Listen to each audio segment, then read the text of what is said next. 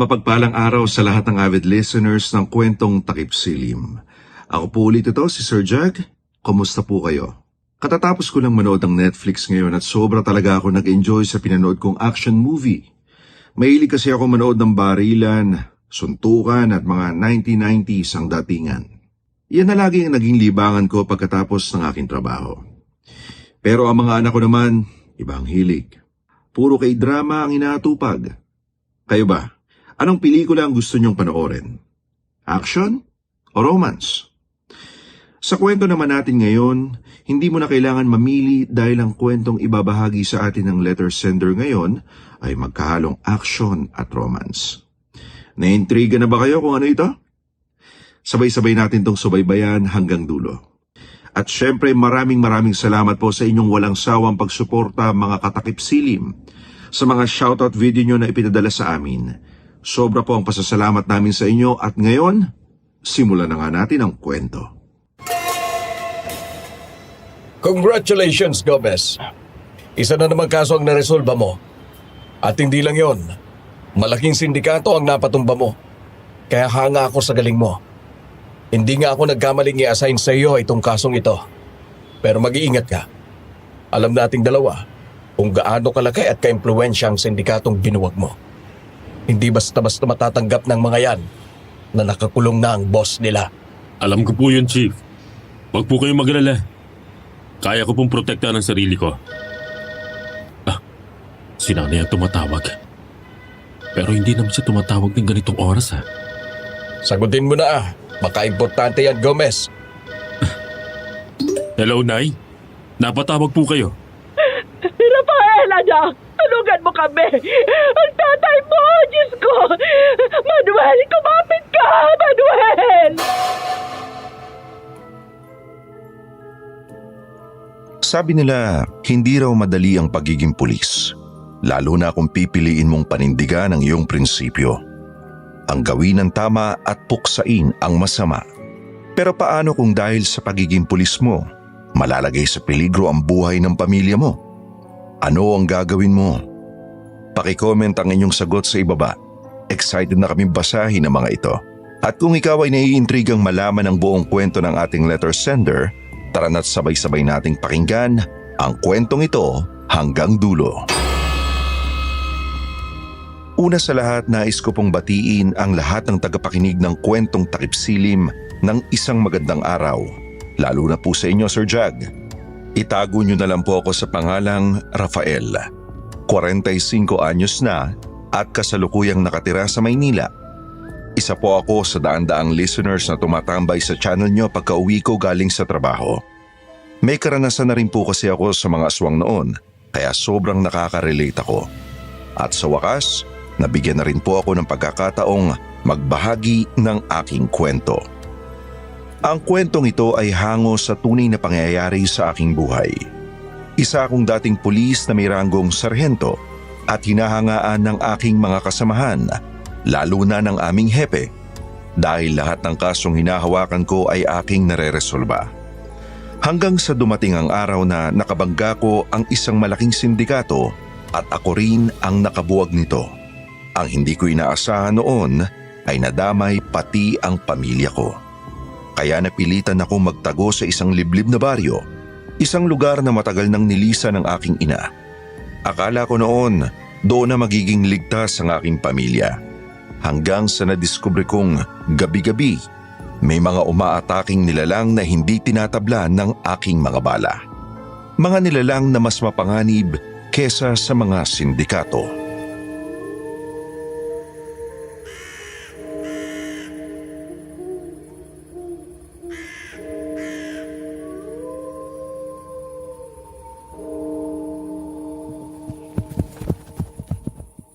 Nay! Nay, nasaan kayo? Rafael! Nandito kami! Bilisan mo! Ay, anong nangyari? Sino may gawa nito kay tatay? May dalawang lalaki na kasakay sa motorsiklo at bigla na lang nagpaputok ng baril. Tay, patawarin niyo po ako. Hindi ko palalagpasin ang ginawa nila sa inyo. Mga kasama, itakbo na natin si Tay sa ospital. Bilisan niyo! Mabilis na kumilos sa mga kasamahan kong pulis para maitakbo agad si tatay sa ospital. Mabuti na lang at mabilis ding rumisponde ang ambulansya. Pagdating namin doon, dinala agad siya sa emergency room. Dahil kritikal ang lagay ni tatay, dinala siya agad sa operating room upang operahan at tanggalin ang bala sa kanyang katawan. Habang nakatitig ako sa saradong pinto ng OR, nanginginig ang mga kamay ko sa galit at takot. Ramdam ko ang mariing hawak sa balikat ko nang lumapit si nanay sa akin. Anak, sino ang mga lalaking yon? May atraso ka ba sa kanila para gawin nila ito sa tatay mo? Hindi pa po ako sigurado, Nay. Sa ngayon, gusto ko po munang makasigurado na ligtas si tatay bago ako bumalik sa presinto. Pero Nay, hindi niyo po ba talaga sila namukhaan? Hindi, anak. Pero teka, may ibinato pala silang papel sa loob ng bahay. Hindi ko pa nababasa dahil nataranta na ako kanina.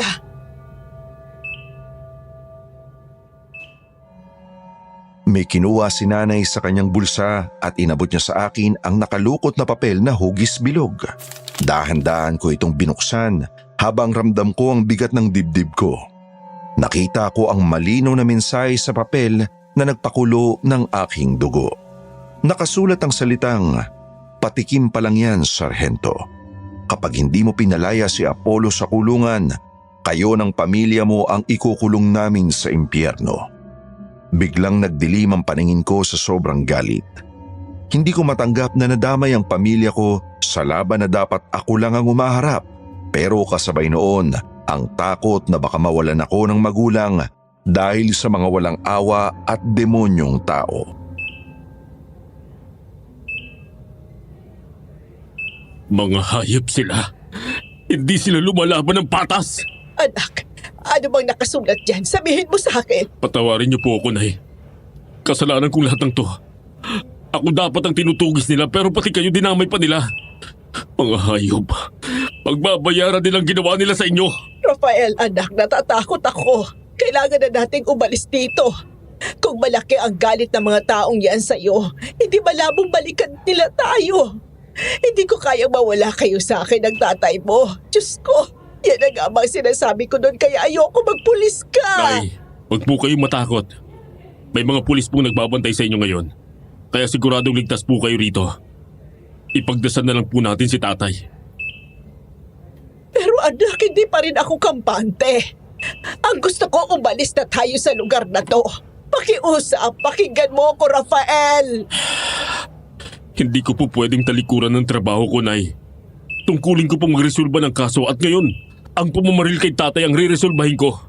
Pagbabayarin ko sila. Sandali lang po, Nay. Sasagutin ko lang po itong tawag. Magandang gabi po, Chief. Gomez, nalaman kong nangyari sa tatay mo. Kumusta ang lagay niya? Nasaan siya ngayon? Nasa ospital po kami ngayon, Chief. Kasalukuyan po siyang inooperahan sa operating room. Udres, walang iyang mga gumawa niyan. Huwag kang mag-alala. Nagpadala na ako ng karagdagang tao dyan sa ospital para i-secure ang nanay mo at ang buong area. Sinong may gawa niyan, Gomez? May lead na ba kayo? Galamay po ni Apollo, Chief. Tama po kayo. Hindi nila matanggap na nakakulong ngayon ang boss nila. May iniwan pang sulat ang mga tauhan niya rito kay nanay. Tinatakot po kami na kapag hindi natin pinalaya si Apollo, uubusin nilang pamilya ko. Lintik na yan. Akala ba nila matatakot tayo sa ganyang estilo? Gomez, makinig ka sa akin. Manatili ka muna dyan sa ospital. Alagaan mong pamilya mo. Ako nang bahalang mag-utos sa intelligence unit para habulin ang mga galamay ni Apollo sa labas. Pero Chief, gusto ko pong sumama sa operasyon. Hindi ko kayong maupulang dito habang ang tatay ko ay nag-aagaw buhay dahil sa mga hayop na yan. Ako ang may hawak sa kaso ni Apollo, Chief. Kaya karapatan ko pong maging bahagi ng paghuli sa kanila. Sargento Gomez, utos ito. Hindi ka pwedeng mag-operate ng emosyonal ka. Baka mapahama ka lang. Protektahan mo ang nanay mo dyan. Iwan mo muna sa akin ang pag-atake sa labas. Maliwanag ba? Opo, Chief. Masusunod po. Sige, mag-iingat kayo dyan. Ibinaba ko na ang tawag ng may mabigat na kalooban. Gustong gusto kong hawakan ang baril ko at tugisin ang mga bumaril kay tatay, pero alam kong tama si Hepe. Kailangan ako ni nanay ngayon. Hindi ako pwedeng magpadala sa emosyon ko. Paglingon ko, nakita ko nakatitig sa akin si nanay. Puno ng takot ang mga mata. Si Hepe mo ba yun, anak? Ano bang sabi niya? Opo, Nay. Si Happy po. Nangungumusta po siya sa kalagayan ni tatay. Ay, Diyos ko. Bakit ba nangyayari ang lahat ng ito? Bakit ba kailangang mabaril ang tatay mo? Nay, huwag na po kayong umiyak. Magiging maayos din ang lahat. Magiging successful ang operasyon ni tatay.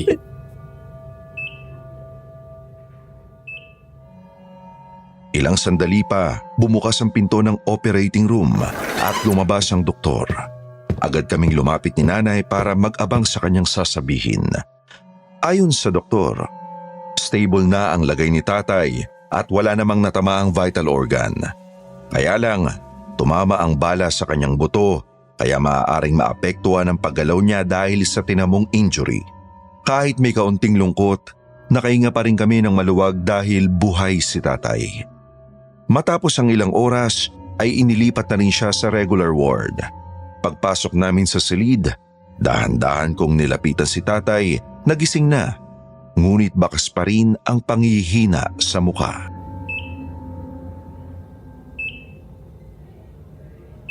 Tay? Salamat sa Diyos at ligtas kayo. Patawarin niyo po ako, Tay. Dahil sa akin, kaya kayo napahamak. Huwag mong sisihin ang sarili mo, Rafael. Ang importante, buhay ako. Pero hindi ang sarili ko ang inaalala ko ngayon. Kayo ng nanay mo. Paano natin hindi iisipin yan? Natatakot ako para sa ating lahat. May banta sa buhay natin. Itong si Rafael ang binabalikan ng mga kriminal. Kaya nga nagdesisyon na ako, Rafael. Kailangan nating lumayo muna rito sa lugar natin. Habang mainit pa ang sitwasyon, magpail ka muna ng leave sa trabaho mo. Kahit 1 buwan para matutukan at maasikaso mo ang pamilya natin sa paglipat. Higit sa lahat, para na rin sa kaligtasan mo. Dahil siguradong mainit ang mata ng kalaban sa'yo. Pero Tay, 1 buwan? Kasagsagan po ng investigasyon ngayon kay Apollo. Kung aalis ako at maglilib, baka makawala ang mga galamay niya. Tungkulin ko pong tapusin ang kasong to para tuloy na tayong matahimik. Rafael, mas importante ba sa'yo ang trabaho mo kumpara sa amin na pamilya mo? Tay, hindi naman po sa ganun. Ihintayin mo bang mamatay kami ng nanay mo bago mo pa kami piliin kaysa sa trabaho mo? Pulis ka nga. Pero ang sarili mong pamilya, dahil dyan sa krusada mo, simple lang naman ang inihilig namin ng nanay mo. Kahit 1 buwan lang, maglib ka muna para mapalamig ang sitwasyon. Pakiusap naman, Rafael. Pamilya mo muna ang unahin mo. Rafael, anak, pakinggan mo ang tatay mo. Parang awa mo na. Huwag mo nang hintayin na may mangyari pang masama sa atin. Nakapag-isip-isip ako noon at labis akong nasaktan sa mga sinabi ni tatay. Masakit amining may punto siya. Pulis ako pero sarili kong pamilya, hindi ko mailigtas sa panganib. Pero sa kabilang banda, iniisip ko rin ang sasabihin ni Hepe kapag naghain ako ng 1 buwang bakasyon sa gitna ng napakalaking kaso. Gulong-gulo ang isip ko noon. Bukod sa trabaho, palaisipan din sa akin kung saan nga ba kami pupunta kung sakaling tatakasan namin ang lugar na ito. Tumingin ako kay nanay para maghanap ng sagot.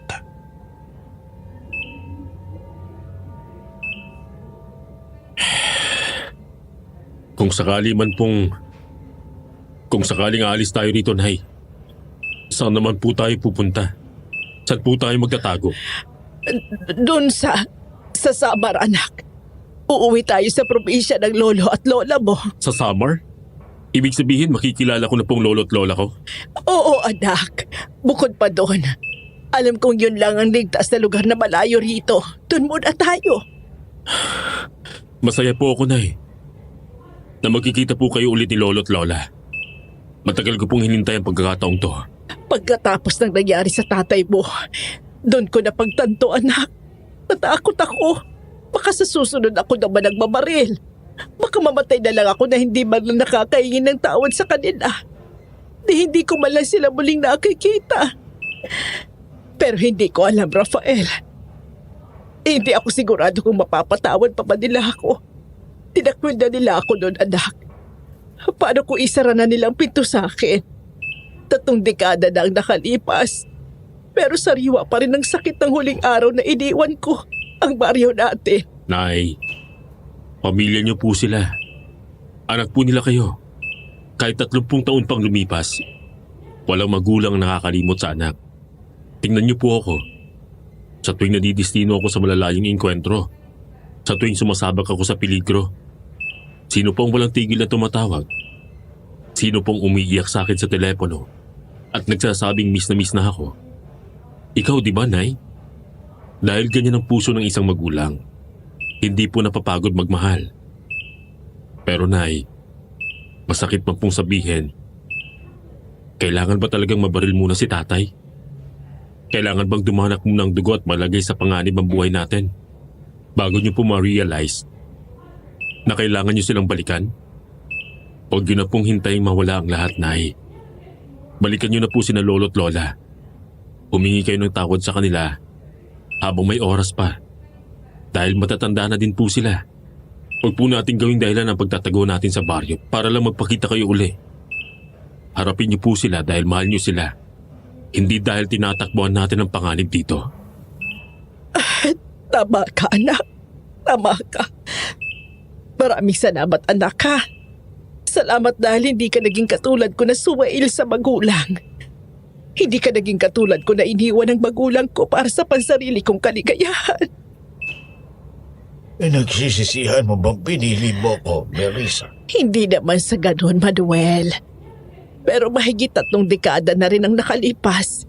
Hindi ko malang naisip na dalawin sila at humingi ng tawad. Kailangan pang maalagay tayo sa sitwasyong ito para mapagtanto kung nagkamali ako. Nay, huwag niyo na pong isipin yan. Ang isipin niyo po ngayon ay makikita niyo na po ulit sila lolo't lola.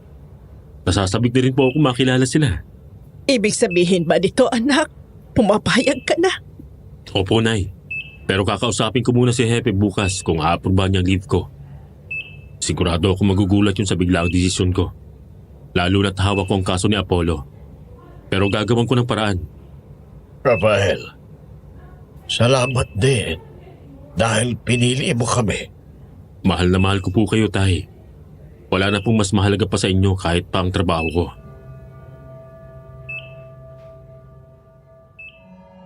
Hindi naman ako makatulog ng maayos noong gabing yon. Puno ng pag-aalala ang isip ko na baka biglang balikan ng mga tauhan ni Apollo sina nanay at tatay dito mismo sa ospital. Kaya naman buong gabi kong hawak at nasa tabi ko lang ang aking baril, handang pumutok sa kaunting kaluskos, hanggang sa madaling araw nang tuluyan akong dalawi ng antok. Pagkagising ko, tumitig ako sa natutulog kong ama bago lumapit kay nanay para magpaalam. Mabigat pa rin ang loob ko sa naging usapan namin kagabi, pero alam kong kailangan ko itong gawin.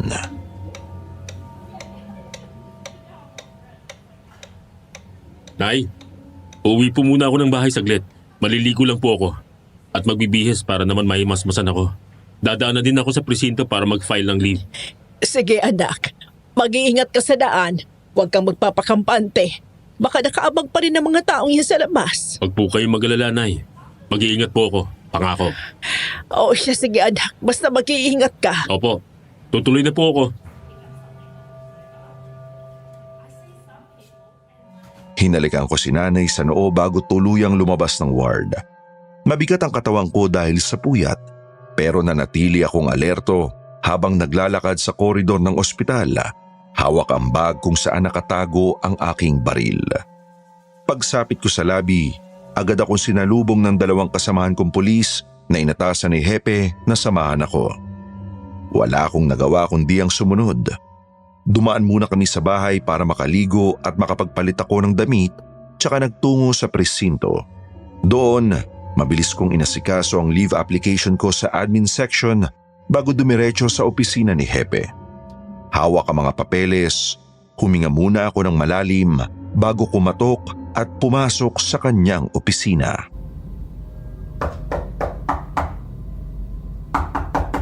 Pasok. Magandang umaga po, Chief.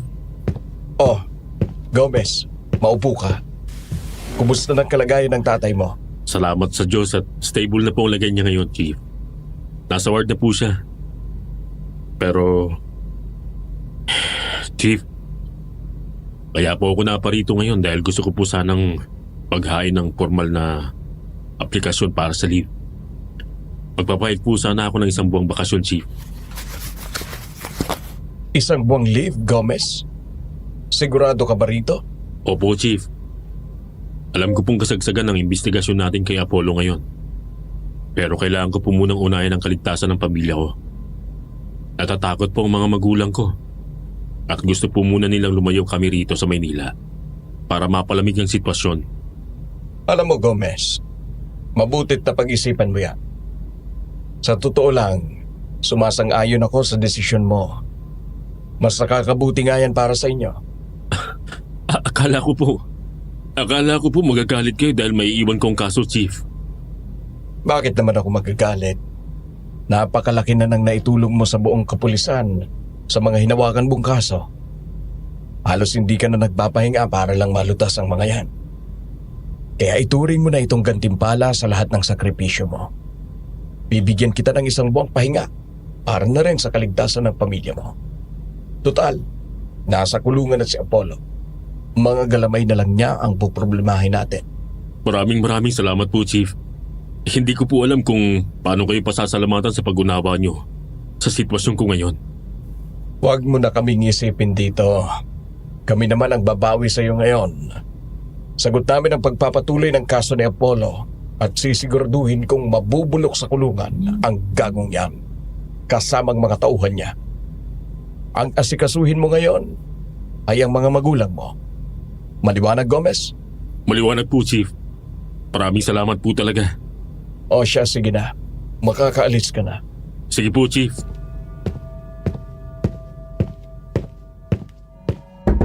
Hindi na nga kami nag-aksaya pa ng oras noon nang malaman ni tatay at nanay na naaprubahan ang leave ko. Kahit papano ay natuwa at nasabik ako dahil bukod sa magiging ligtas ng mga magulang ko, makikilala ko pa sa wakas ang aking lolo at lola. Agad akong nag-book ng airline ticket patungong Samar sa isang travel agent na binayaran ko dahil ito ang pinakamabilis, pinakatago at pinakaligtas na paraan para sa amin. Matapos ko namang makuha ang ilang mahahalagang gamit at dokumento sa bahay, patago naming inilabas si tatay mula sa ospital gamit ang isang pribadong van patungong Paliparan. Gabi na noong nakasakay kami sa eroplano at matapos ang mahigit 1 oras na lipad ay dumaong kami sa Tacloban Airport.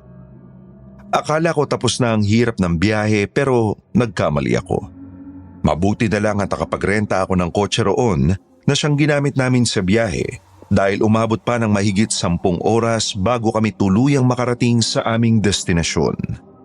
Buti na lang may mga kainan kaming nadaanan kaya sumaglit kami. Pero ramdam ko pa rin ang pagod noon sa pagmamaneho ng mahabang oras.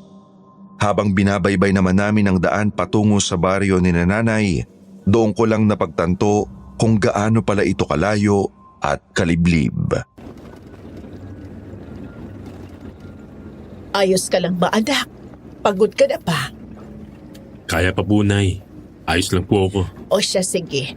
Ihinto mo lang kung gusto mong magpahinga muna. Opo, Nay. Sigurado po ba kayo na tama pang dinaraanan natin? Halos 1 oras na tayong walang nadaraanan na kabahayan ha. Masyadong liblib itong lugar. Oo, anak. Malapit na tayo. Naalala ko pa ang kurbadang yan at ang malaking puno ng akasya na dinaanan natin kanina. Konting tiis na lang, Rafael. Aray, Dahan-dahan sa lubak, Rafael. Medyo kumikirot itong tahi ko dahil sa tagtag ng kalsada. Pasensya na tay. Sinisikap ko pong iwasan ng mga bato at hukay pero talagang rough road itong daan papasok sa baryo niyo, Nay. Nay, may signal pa ba ang radyo o emergency stations dito kung sakali? Kanina pa kasing walang bar sa dashboard ko eh. Dako adak, wala talagang signal dito. Pero huwag kang mag-alala. May kuryente naman doon sa baryo. Ang importante ngayon ay walang makaalam na narito tayo. Masyadong tago ang lugar na ito para matuntun ng mga kalaban mo. Yan nga rin pong iniisip ko, Nay eh. Ang importante sa akin ngayon ay ang kaligtasan niyo. Maraming salamat, Rafael. Teka, Nay, tingnan niyo. May natatanong akong karatula. Baryo Layaw ang nakalagay. Ay, yan na nga ang baryong tutuluyan natin, iho. Nay, sigurado po ba kayong ito ang mismong baryo nyo? Bakit parang walang kabuhay-buhay ang lugar na to? Umagang-umaga pero napakatahimik. Oo, anak. Ito ang baryo Layaw. Pero, natataka rin ako. Dapat ay maraming naglalarong bata sa labas at may mga naglalako ng paninda rito kapag ganitong oras. Marami nang nagbago sa baryong ito. Naninibago ako sa katahimikan, Marisa. Wala nang mga bata. Wala na yatang nagbubuntis. Hindi katulad noon na marami ako nakikitang mga batang naglalaro. Tama ka dyan, Manuel. Sandali, Rafael. Ihinto mo ang kotse ron sa tapat ng malaking puno ng mangga. Yun ang lumang bahay ng lolo Tonyo mo. Iyan pong gawa sa kabayan? Oo. Mahabang panahon ba na kung nawala rito? Hindi ko makakalimutan ang bahay na naging tirahan ko noon. Sa wakas, nakabalik din po kayo. Oo, gadak. Tara na, lapitan na natin. Nadadabik ako makita si Inay at Itay. Sige po, Nay. Sandali, Rafael. Medyo naninigas ang binti ko sa mahabang pagkakaupo sa kotse. Opo, Tay. Ay, Dahan-dahan lang po ang apak. oo. Kaya ko na, Rafael. Malapit na tayo. Tay, bakit yung ibang mga tao ay seryoso makatingin sa atin? Ganyan talaga ang mga taga-baryo, anak. Inuusisa nila ang mga dayong galing Maynila. Huwag mo na lang pansinin. Opo, Nay. Mabagal kaming naglakad palapit sa dulo ng makitid at maalikabok na daan. Bawat hakbang namin ay mas bumibigat ang paligid.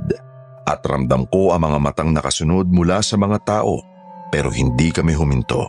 Hanggang sa tuluyan kaming makalapit sa tapat ng bahay. Doon, huminto kami sa harap ng pinto. Tao po! Tao po! Sino kayo? Tay, ako po ito. Si Marisa, ang anak niyo. Marisa. Ako po ito, si Marisa. Ang unika iha niyo, Itay. Ikaw ba talaga yan, anak?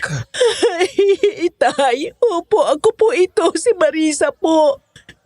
Patawad po kung ngayon lang ako nakabalik, Itay. Naku, Marisa. Matagal na panahon ka naming hinintay ng nanay mo. Akala ko ituluyan mo na kaming kinalimutan. Patawarin niyo po ako, Itay. Kung hindi lang ako naging suwail na anak, kung hindi lang ako naging makasarili noon, hindi sana tayo nagkawalay ng ganito katagal. Patawad po, Itay. Huwag mo nang isipin yan ngayon, anak. May kasalanan din kami ng inay mo. Itinakwil ka namin. Pinapili ka namin noon. Masyado kaming naging matigas noon. Patawarin mo kami, anak. Itay.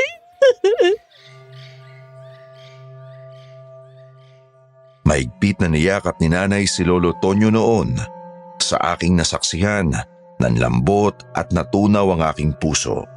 Napaisip ako na kung ako siguro ang nasa kalagayan ni nanay, hinding-hindi ko kailanman kayang tiisin na hindi makita at makasama ang mga magulang ko ng ganoon katagal. Nang dahan-dahan na silang kumala sa isa't isa, Napalingon naman si Lolo Tonyo kay tatay at dahan-dahang napako ang kanyang paningin sa nakabendang sugat nito.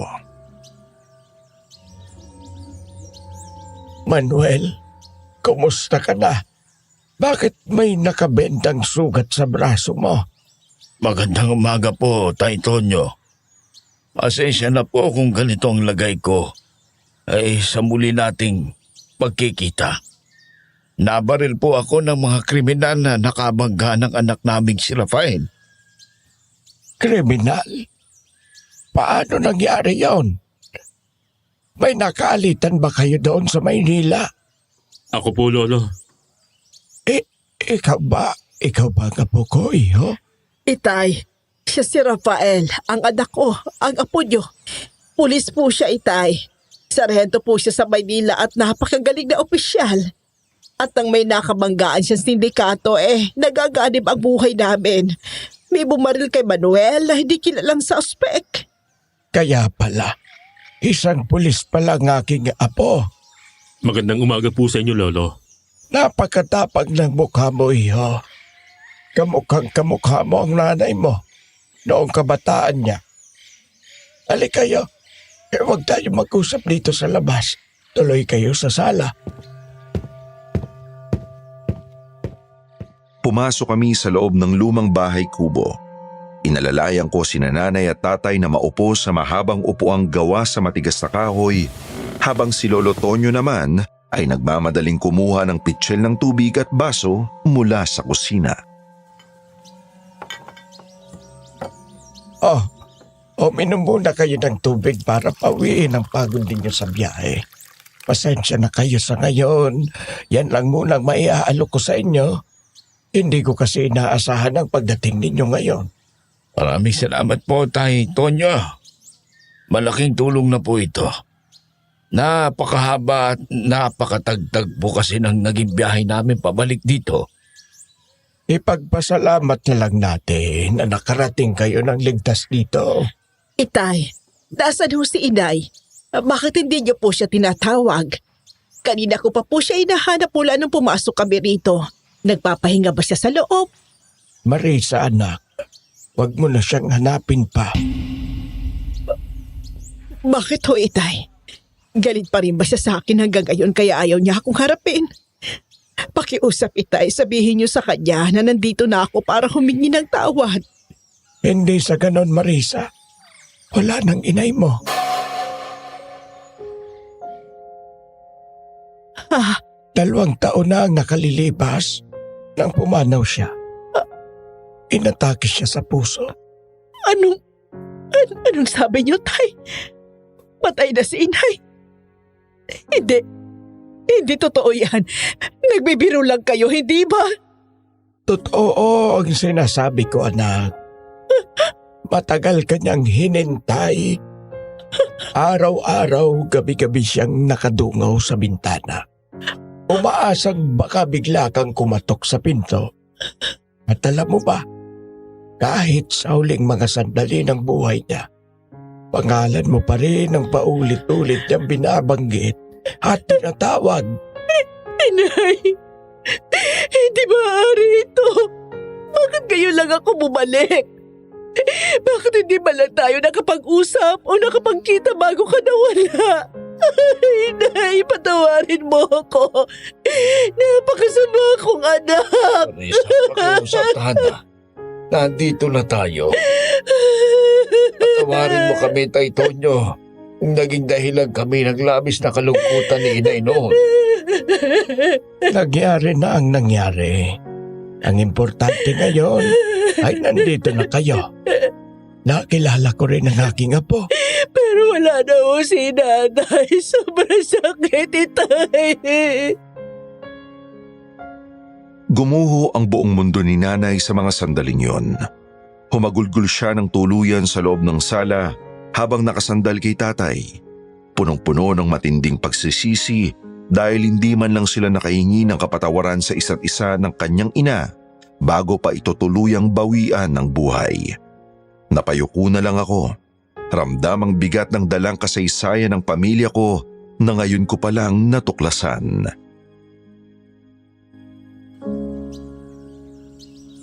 Tahan na anak. Alam kong pinatawad ka na ng ina mo bago siya mawala. Sa ngayon, mas mabuting magpahinga muna kayo sa biyahe. Ihahatid ko na kayo sa magiging kwarto ninyo. Marisa, doon pa rin kayo sa lumang kwarto mo noon.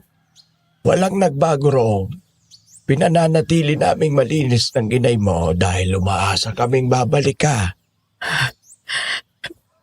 Maraming salamat, Itay. Sumunod kayo sa akin.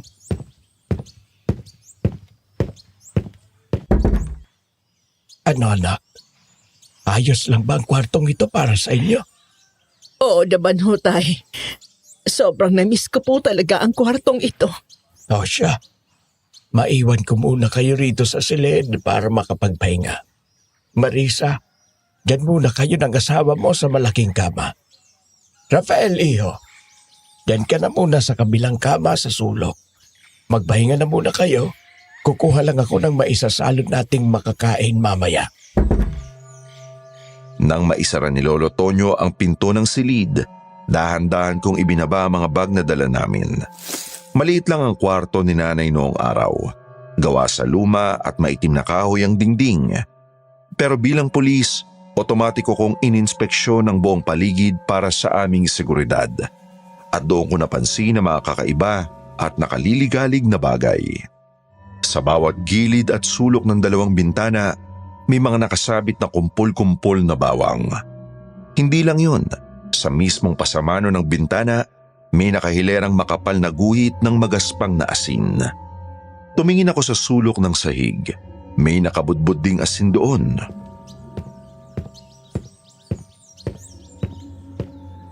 Nay, Tay, tignan niyo to.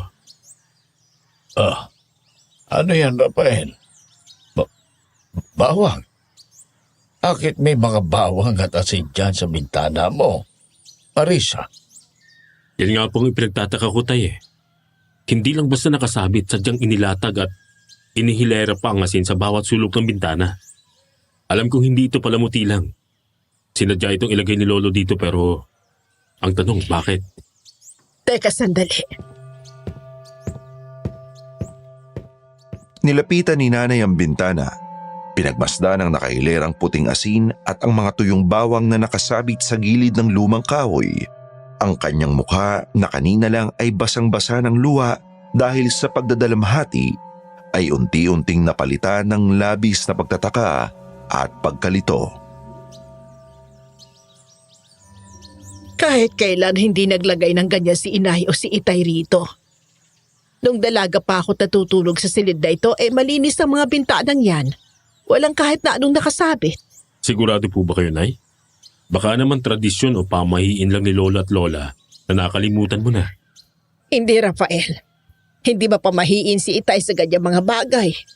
At kung para naman sa pagluluto, nasa kusinang imbakan ng bawang at asin. Wala rito sa loob ng silid tulugan.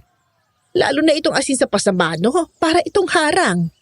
Bakit kailangang bakuran ng kwartong ito? Yun nga rin pong pinagtataka ko, Nay eh. Kahit ako'y nagtataka din, anak. Kung ganun po, mas mabuting huwag na nating hulaan kung para saan yan. Tatanungin ko na lang si Lolo tungkol dito mamaya. Ayoko mag-isip tayo ng kung ano-ano habang nandito tayo. Tama ka, Rafael. Mas mabuting sa kanya mismo manggaling ang paliwanag. Baka may mabigat na rason kung bakit niya ginagawa ito. ang mabuti pa ay magpahinga na muna tayo. Alam kong pagod din kayo sa biyahe. Sige, Manuel. Rafael, magpahinga ka na din. Opo, Nay. Humiga muna si nanay at tatay sa malaking kama para umidlip. Habang ako naman, nanatiling gising sa kabilang sulok ng silid. Bagamat sinabi kong tatanungin ko si Lolo Tonyo, hindi pa rin maalis sa isip ko ang isang kakaibang pakiramdam na hindi ko maipaliwanag. Nakalipas ang ilang oras, nagpa siya akong lumabas ng kwarto. Doon ay naabutan ko si Lolo na may bitbit na mga dahon ng kamote na halatang bagong pitas. Lo, tulungan ko na po kayo riyan. Akin na po yung bitbit nyo. Rafael, iho. Akala ko ba nagpapahinga ka sa kwarto? Ay sige, salamat. Dito natin nilapag sa lamesa sa kusina. Hindi po ako makatulog, Lo. Nanibago lang po siguro. Ganon ba? Tabang-tama.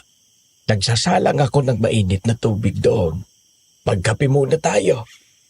Ang nanay at tatay mo ba ay natutulog na doon sa kwarto? Opo, Lo. Bagsak pong katawan ni nanay at tatay sa pagod at iyak. Kaya nakatulog po sila agad pagkaiga sa malaking kama. Kaya lumabas muna ako para magpahangin. Mabuti naman kung ganon. Hayaan muna natin silang mamahinga dahil mahaba ang biyahe ninyo. O siya, ay maupo ka muna riyan. Baka malakasan mo ang timpla ng barako rito sa baryo. Pero masarap yung pambawi ng lakas. Salamat po, Lo. Sanay naman po ako sa matatapang na kape dahil sa puyatan sa presinto. Umupo si Lolo Tonyo sa harap ko at humigop ng kaunti sa kanyang kape. Habang pinagmamasdan ko siya, naramdaman kong ito na ang tamang pagkakataon para magtanong tungkol sa nakita ko kanina sa kwarto. Lo, may itatanong lang po sana ako. Tungkol po dun sa kwarto ni nanay. Bakit, iho? May problema ba sa kwarto ng nanay mo? May kulang ba sa mga unan o kumot? Ay wala naman po. Kumpleto naman po lahat. Kaya lang, bago po natulog si nanay, napansin po kasi namin yung mga bintana sa loob. May mga nakasabit na kumpul ng bawang sa bawat gilid. Tapos, may makapal na guhit ng asin sa mga pasamano at sa sulok ng sahig. Sinabi po ni nanay na wala namang ganung bagay doon nung dalaga pa siya. Bakit po may mga ganun ngayon doon? Rafael, iho. Pulis ka sa Maynila. Sanay ka sa siyensya, sa ebidensya, at sa batas ng tao. Hindi ako sigurado kung maniniwala ka sa akin o kung iisipin mo lang na nasisiraan na ako ng bait dahil sa katandaan. Ano pong ibig yung sabihin, Lo? 1 taon na, Rafael. 1 taon na inaatake ng aswang ang baryo natin tuwing gabi. Kaya nga pagpatak pa lang ng 6:00 ng gabi, isarado ng lahat ng mga pinto at bintana rito. Walang sino mang lumalabas ng gabi kung ayaw nilang matagpuan na lang ang kanilang bangkay kinabukasan kung may matitira pa man. At ang mas matindi, wala nang nabubuntis sa lugar na ito dahil ang unang inaamoy at tinatarget ng mga hayop na yon ay ang mga sanggol sa sinapupunan. Parang binuhusan ako ng malamig na tubig sa aking narinig. Kusang tumakbo ang isip ko sa labas ng bahay habang papunta kami rito kanina. Doon ako natigilan nang maalala ko na wala ngang kahit isang bata akong nakita sa paligid ng baryo mula nang dumating kami. Naaalala ko ang sinabi ni nanay kanina na marami daw dapat batang naglalaro sa labas. Pero kanina, nakapanlulumong katahimikan lang ang sumalubong sa amin. Pero Lo, kung may krimen, bakit hindi ito umabot sa presinto? Bakit walang investigasyon? Sa totoo lang, may mga pulis na nagpunta rito. Pero mga bahag ang buntot nila. Natakot sila dahil kahit ang mga bala nila'y hindi nagawang patayin ang mga halimaw na yun. May namatay pang ang pulis noon. Kaya pinabayaan na lamang kami rito. Huwag po kayong mag-alala, Lo. Pulis ako. At tungkulin kong protektahan ang pamilya natin at ang ibang tao. Kung totoo man ang mga aswang na sinasabi nyo, dudurugin sila ng mga bala ko. Huwag kang maging pangahas, Rafael. Hindi mo kilala ang kinakalaban mo. Hindi tinatabla ng ordinaryong mga bala ang mga nilalang na yan. Kahit ubusin mo ang lahat ng bala sa magasin mo, tatawanan ka lang nila habang nilalapa ka ng buhay. Bakit naman po, Lo? Kung gawa rin sila sa laman at dugo, bakit hindi sila tatablan ng tingga? Dahil hindi sila ordinaryong nilalang, iho. May mga partikular na sandata lamang ang kayang pumatay at sumugat sa kanila ng tuluyan. Buntot bagi, ang asin ni Ana, at ang mga bawang. Yan lang ang mga bagay na may kapangyarihang magpabagsak sa kanila. Sandali lang Pulo. Sino si Ana? Diyos kong mahabagin ay si Ana. Siya ang tindera ng natataging asin na hinaluan ng mga orasyong pamproteksyon dito sa baryo. Sa sobrang saya ko sa pagdating ninyo, munti ko nang makalimutan.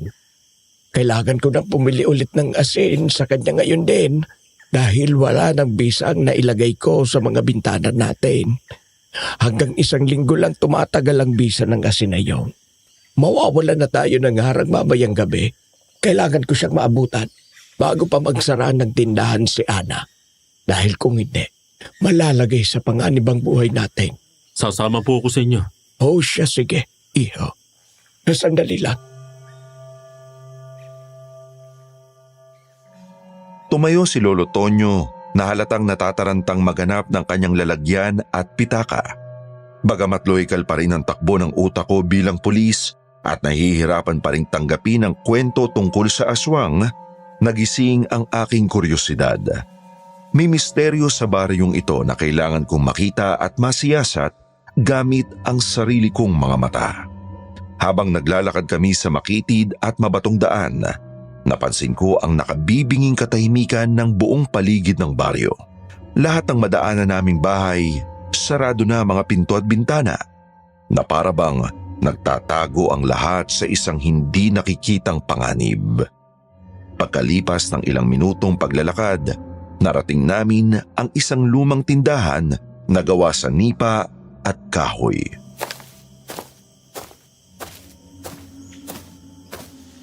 Ana! Tao po! Ana! Oh, Lolo Tonyo, napasugod po kayo rito. May kailangan po ba kayo? Mabuti naman at naabutan ka pa namin bago ka magsara. Ay kailangan ko ng bagong asin mo, Ana. Paubos na ang bisa ng nakalagay sa mga bintana ko. Ganun po ba? Mabuti na lang at hindi pa ako nagliligpit ng mga paninda ko. Ay siya nga pala, kasama kong apo ko si Rafael, isang pulis. Magandang hapon sa iyo, Rafael. Magandang hapon din sa iyo, Ana. Mabuti naman at sumama ka. Kararating mo lang ba dito sa baryo? Bago kasi sa akin ang itsura mo eh. Oo. Kasama ko nanay at tatay ko. Nagbakasyon kami dito para makita rin namin ulit si Lolo. Nakakatuwa naman. Tamang-tama. Si Lolo Tonyo na lang ang mag-isang namumuhay dito sa baryo. Oo nga.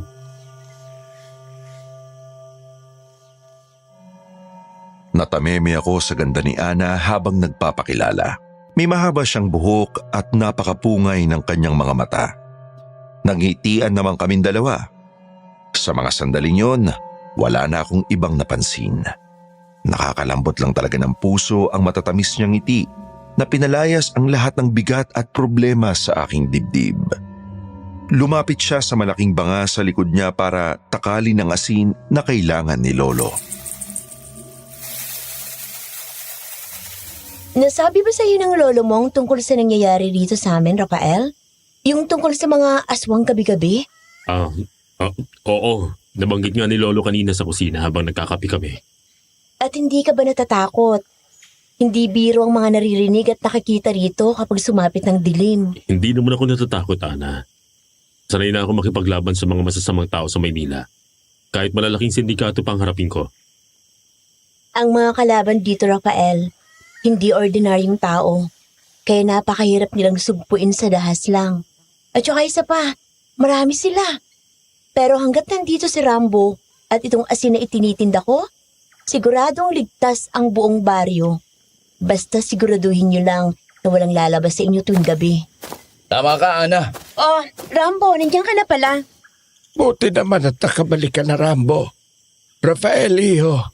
Siya si Rambo na tinutukoy ni Ana, ang manunugis ng aswang. Siya ang tumatayong bantay at tagapagtanggol ng baryo natin laban sa mga salot na yan. Napalingon ako sa aming likuran at nakita ko ang isang lalaki. Kaedad ko lang din, matikas ang tindig at halatang matapang. Nakasando lang siya, dahilan para makita ang matipunong hubog ng kanyang katawan.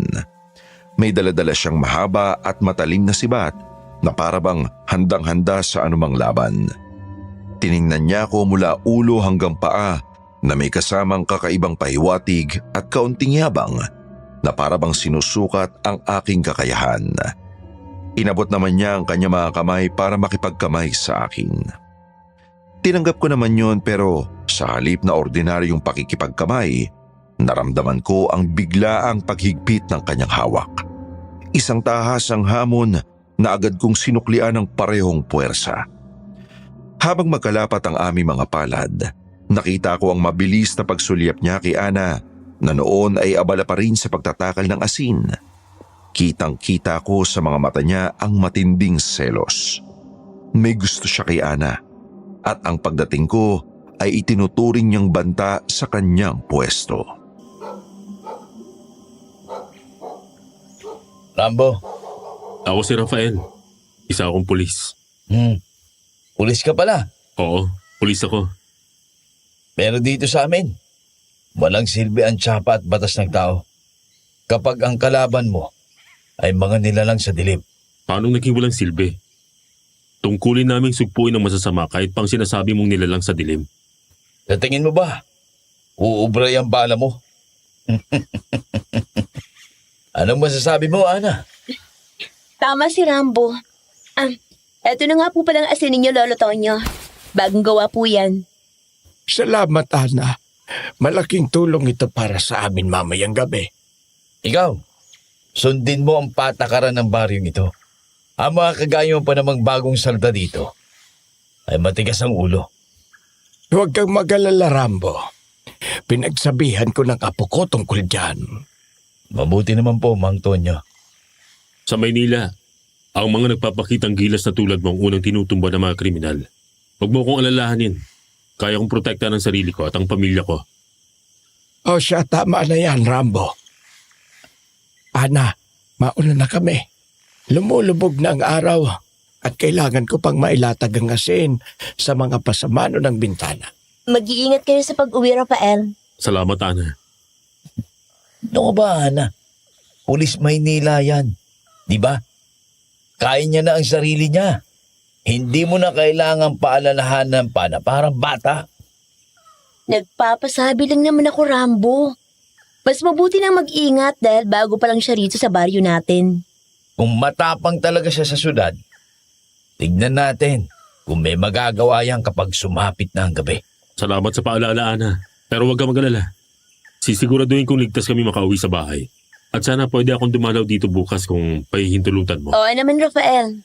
Welcome ka dito kahit kailan mo gusto. Napangiti naman ako noon habang tinitingnan si Ana. Pero sa gilid ng aking mga mata, agad kong nakita ang matinding pagkainis na gumuhit sa mukha ni Rambo habang mariing nakakapit ang kanyang kamay sa hawak niyang sibat. Sa totoo lang, palihim kong na-enjoy ang reaksyon ni Rambo. Masarap sa pakiramdam na makabawi sa kanya pagkatapos ng pagyayabang niya sa akin kanina. Salamat, Ana. Sana mas makilala pa kita. Ako rin, Rafael. Gusto pa kitang makilala ng lubusan. Ana, kailangan mo nang isara itong tindahan mo bago pa magdilim. Ay, oo nga pala, Rambo. O siya, halika na, Rafael. Nag-aagaw na ang dilim sa labas. Baka abutan pa tayo sa daan. Sige, Polo.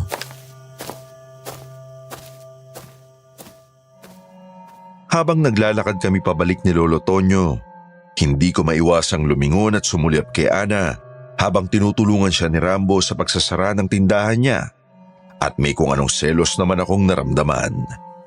Hindi ko alam, pero bakit nakaramdam ako ng inis sa mayabang na Rambo na yon?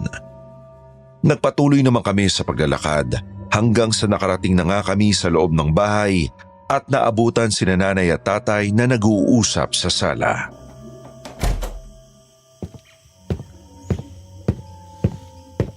Itay, pasensya na po kayo dahil kumuha na po ako ng kape para makapagkape kami ni Manuel. Kumalam kasi ang sikmura namin pareho. Ano ka ba, Marisa? Huwag kang humingi ng pasensya. Bahay natin ito kaya malaya kang gawin ang kahit anong gusto mo rito. Maraming salamat ho, Itay. O maupo na kayo rito ni Rafael at magkape muna tayo. Salamat, Nay. Pero nagkape na kami ni Lolo kanina sa kusina bago kami umalis.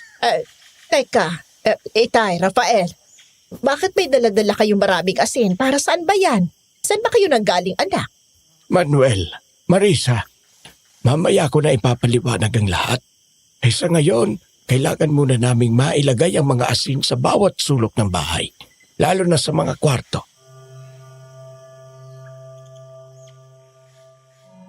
Bago pa nakapagsalita si inay para mag-usisa, mabilis na kaming pumasok ni Lolo Tonyo noon sa loob ng kwarto ni nanay. Mabilis namang inilatag ni Lolo Tonyo ang bagong asin sa bawat pasamano ng bintana at sa mga sulok ng sahig ng silid. Ramdam ko ang tensyon sa bawat galaw ni Lolo Tonyo, na para bang nakikipag-unahan kami sa oras. Hindi nga nagtagal, bumukas ang pinto at pumasok sina nanay at tatay na hindi na nakatiis sa pagtataka. Doon na napilitang umamin si Lolo Tonyo tungkol sa totoong dahilan.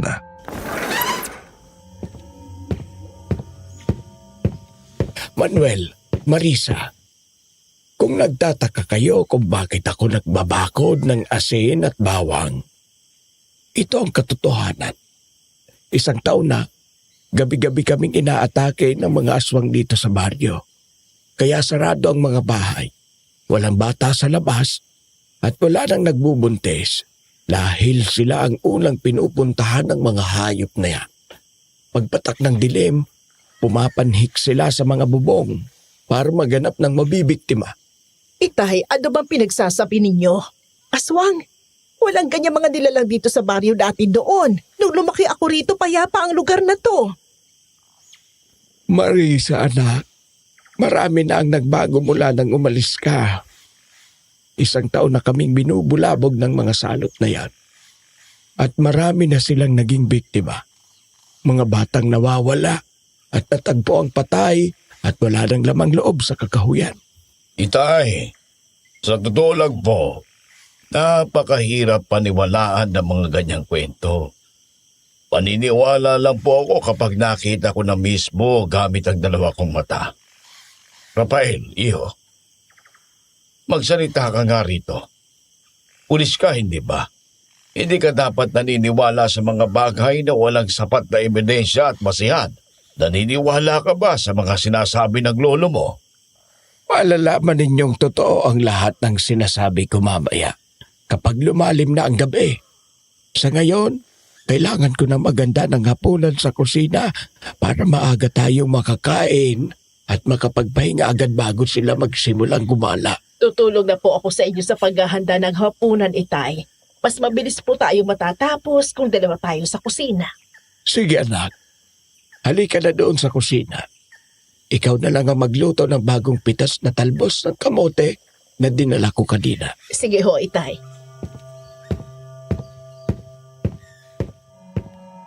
Sabay na lumabas ng silid sina nanay at Lolo Tonyo patungo sa kusina, kaya naiwan kaming dalawa ni tatay sa kwarto. Seryoso niya akong tiningnan at lumapit siya sa akin at umupo sa tabi ko, sabay tapik sa aking balikat. Tay, Anak, ayos ka lang ba rito?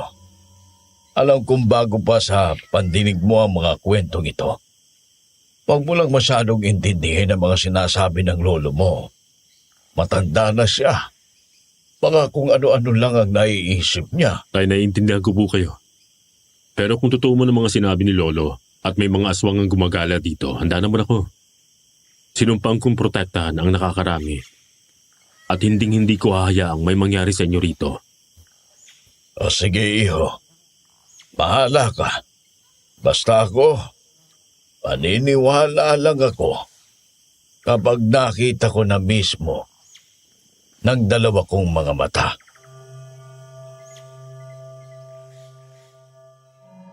Napabuntong hininga naman ako sa sinabi ni tatay. At may punto naman siya. Mahirap talagang maniwala kapag hindi mo nakita ang mga bagay na narinig mo lang sa ibang tao. Ilang sandali pa, tinawag na kami ni Nanay Marisa para kumain ng hapunan. Habang nasa hapagkainan, nagkaroon ng bahagyang kwentuhan tungkol sa naging buhay namin sa Maynila, ang ingay ng syudad ang trabaho ko bilang isang pulis at ang rason kung bakit kami umalis sa Maynila. Subalit sa gitna ng kwentuhan, biglang binalot ng takot ang buong bahay dahil sa nakakatindig balahibong ingay mula sa labas. Ano yun? Ang lakas ng kalabog sa bubong natin. At may mabangis na hayop na umaangil. Nagsisimula na silang magasik ng lagim. Huwag kayong gagawa ng ingay. Totoo nga ang sinabi mo, Itay. Ay, Diyos ko. Akala ko magiging ligtas na tayo dito, Manuel. Totoo ba? Rafael, anong ginagawa mo, iho? Hindi ko napigilan ang aking sariling sumilip sa maliit na butas ng bintana. Doon ko nakita ang nakakatakot na aswang. Mahabang buhok, may mapupulang mata, mahabang pangil at kuko, nakaubad, maitim ang balat at walang mga itlog, kaya nakumpirma kong mga babae sila. Sa labas, may isang dalagang biglang sumigaw. Kailangan ko tulungan ng babae. Anak, huwag mo susubukang gawin ang naiisip mo. Pero pulis ako, Nay. Tungkulin ko to. Iho, malalakas sila. Mga nilalang na hindi tinatabla ng bala. Susubukan ko pa rin po. Hetong sa'yo! Mga gunggong kayo! Teka, si Rambo yun ah. Kitang-kita ko ang pagtama ng sibat ni Rambo sa katawan ng halimaw at ang pagsaboy niya ng asin sa mga iba pang aswang na umaatake sa kanya. Hindi na nga ako nakapagpigil pa. Siguro ay dahil dumadaloy ang pagiging pulis sa aking dugo. Agad kong hinawakan ang isang dakot ng asin at ikinasa ang aking baril. Rafael, iho, huwag kang lalabas. Anak, pakiusap. Mapaganib sa labas. Apo, huwag mong subukan. Rafael, huwag kang matigas ang ulo. Mapapahama ka lang, anak. Pulis ako. Tungkulin ko to. At hindi ko kayang tiisin ang nangyayari sa labas. Hayop na yan. Bumabangon pa. Heto pa! Oh, anong ginagawa mo rito bagong salta? Sinong nagsabi sa'yo yung lumabas ka? Nakita ko napapaligiran ka na. Tinutulungan lang kita. At kailangan kong iligtas ang babae. Hindi ko kailangan ng tulong mo. Kaya ko to. Dapat hindi ka na lumabas pa ng bahay ninyo. Pabigat ka lang dito. Pabigat? Kung hindi ako lumabas, baka nalapa ka na ng mga yan. Walang silbi ang yabang mo kung mapapatay ka rin. Gonggong! Hindi tatalab ang bala mo sa kanila. Bumabangon lang ang mga yan. Kahit umatras ka na kung ayaw mong mamatay. Hindi ako mamamatay! Ah! Ah! Ang braso ko! Ah! Lintek! Ang sakit! Ah! Ah! Rafael! Lumayo kayo sa kanya! Narinig ko ang hiyaw ng halimaw ng sabuyan ito ni Ana ng asin, kaya nagkaroon ako ng pagkakataong makawala. Agad akong hinila ni Ana patungo sa direksyon ng kanyang tindahan. Galit na galit pa ako sa sarili ko noon dahil nabigo akong patayin sila. Tapos duguan pa ang braso ko dahil sa kagat ng aswang. Halika dito sa loob, Rafael. Dito, bilis! Pumasok ka na! Ah! Salamat, Ana. Pero si Rambo, Pumasok ka na, Rafael. Kaya ni Rambo ang sarili niya. ang lintek! Ang sakit ng sugat ko! Bakit ka ba kasi lumabas? Alam kong pulis ka, pero walang magagawa ang pagiging pulis mo sa mga nilalang na yan. Ah! Hindi dapat nangyari to. Anong klaseng halimaw mga yan? Daig pang sindikato. Nandilim ang aking paningin dahil siguro sa dugong nawala sa akin. Hanggang sa nagising na lang ako kinaumagahan na may benda ang aking braso at may nakalagay na mga dahon. Bigla namang bumukas ang pinto at nakita ko si Ana na papasok kasama ang aking nanay at tatay, pati na si Lolo Tonyo na napapailing. Puno ng pag-aalala si nanay na lumapit sa akin, pati si tatay na bakas ang puyat sa mukha. Diyos ko, Rafael. Rafael, salamat at gising ka na, anak. Sobra mo kami pinag-alala kagabi. Sinabihan ka na namin, anak, na napakadelikado ng ginawa mo. Tay, patawad po. Patawarin niyo ako sa nagawa ko kagabi. Gusto ko lang naman ay makatulong dahil yun ang sinumpaan ko. Ang makatulong sa mga nangangailangan. Hindi ko kaya magtago lang habang may lumalaban. Mapalad ka pa rin, Apo, dahil nailigtas ka ni Ana. Ana, maraming salamat talaga sa pagliligtas sa akin kagabi. Kung hindi dahil sa'yo, baka patay na ako. Walang anuman, Rafael. Basta sa susunod, makikinig ka na sa mga babala ng lolo mo para hindi ka na mapahamak ng ganun. Pangako, mag-iingat na ako. At labis kong pinahalaga ng tulong na ginawa mo sa akin at kay Lolo Tonyo. Kung hindi dahil sa asin mo, baka napatay na ako ng aswang. At baka lahat ng tao sa baryong to, mapatay din nila. Akala mo kasi kung sinong superhero na kayang iligtas ang lahat. Gamit ang banyagang baril mo. Napatigil kami pareho ni Lolo Tonyo nang marinig ang pamilyar na boses ni Rambo mula sa labas. Sabay kaming napalingon sa pintuan nang bigla itong bumukas. Doon bumungad ang mayabang niyang tindig. May mga sariwang gasgas ang kanyang muka. Ngunit halatang mga mababaw na galos lamang ito at walang seryosong sugat. Diretso ang tingin niya sa akin. Puno ng sarkasmo ang muka bago marahas na nagsalita. Sinabihan ka na nga kagabi na huwag kang lalabas ng bahay. Dahil hindi mo kabisado ang lugar na ito. Napakatigas ng ulo mo. Kaya yan ang napapala ng mga bagong salta. Nakala mo ay laging may alam. Gaya ng dayuhang dalaga kagabi. Hindi sana siya mamamatay kung hindi lang matigas ang ulo niya. Anong sabi mo? Patay ng babaeng sinubukan kong iligtas kagabi? Oo, wala naglamang loob. Diyos ko! Ang bawat salita ni Rambo ay parang isang malamig na agos ng tubig na gumising sa aking buong sistema. Sanay akong umarap sa mga ulat ng krimen, ngunit ang marinig ang kumpirmasyon ng pagkasawi ng biktima sa kamay ng mga aswang ay hindi katanggap-tanggap. Huminga ako ng malalim. Ipinikit ko ang aking mga mata sa loob ng 2 segundo upang piliting pakalmahin ang aking sarili. Rambo, bago mo ako husgahan, unawain mo muna ang sitwasyon. Bilang alagad ng batas, tungkulin kang rumisponde kapag may humihingi ng saklolo. Walang kinalaman ng pagiging bago ko rito. Sa pagtupad ko, sa sinumpang kong tungkulin. Tungkulin? Kahit pa magpakamatay ka, tignan mo kang nangyari. Hindi mo rin naman siya nailigtas. Palibasa, nagmamagaling ka. Pero itong tatandaan mo, hindi uubra ang pagiging pulis mo dito. Rambo, tama na! Pasensya na, Ana. Gusto ko lang matauhan ng lalaking yan. Nang marinig ko ang huling sinabi ni Rambo, kumulo ang aking dugo sa galit. Pero pinigilan ko ang aking sarili bilang respeto na rin kina lolo, tatay, nanay at lalo na kay Ana. Matapos ang ilang segundo, binasag ni Lolo Tonyo ang katahimikan. Huwag mo nang intindihin ang batang yon, Rafael. Mainit lamang ang ulo ni Rambo dahil sa nangyari. Ang mahalaga ay ligtas ka na. Naiintindihan ko po, Lolo. Pero hindi ko matatanggap na may napatay na naman ang mga halimaw na yan. Kailangan kong kumilos. Anak, huwag mo nang subukang lumaban uli. Tingnan mo sinapit mo.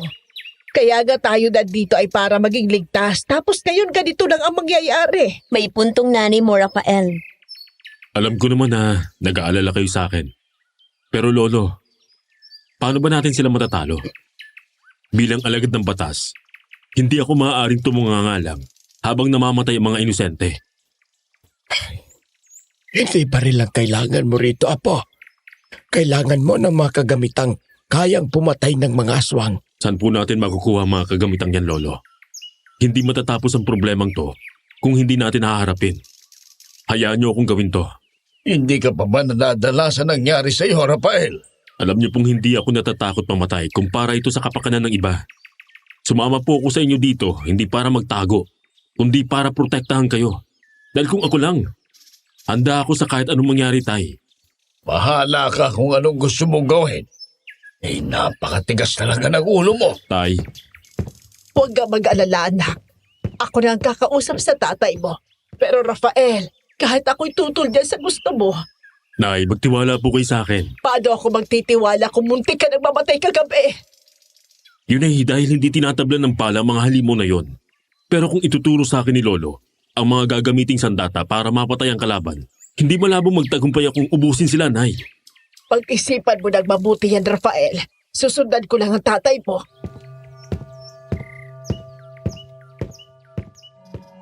Sinundan ko ng tingin si nanay habang papalabas siya ng kwarto upang habulin si Itay. Mabigat sa loob ko na makitang nasasaktan ko sila sa aking mga desisyon. Ngunit mas lalong hindi ko kaya ang makitang may mamatay pa dahil sa kawalan ko ng aksyon.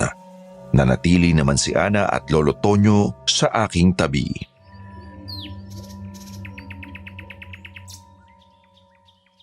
Pero nakikita ko sa mga mata mo, hindi ka talaga magpapapigil, no? Hindi sa nagmamagaling ako tulad ng sinasabi ni Rambo, Ana. Pero paano ko mapoprotektahan ang pamilya ko at magagawang tungkulin ko kung magtatago lang ako sa ilalim ng kumot? Pagpagaling ka muna, Rafael, bago kita turuan. Mas kailangan mo muna ng lakas ngayon. Teka, ikaw ang magtuturo sa akin, Ana? Bakit? Alam mo bang lahat ang tungkol sa kanila? Oo, alam kong lahat. Dahil itinuro ni Lola Claring sa akin ang bawat orasyon na ginagamit para sa mga sandatang panlaban sa aswang. Lola Claring? Nasaan ang lola mo ngayon? Gusto ko siyang makilala at makausap kung ganun. Nasa kabilang kwarto siya, Rafael.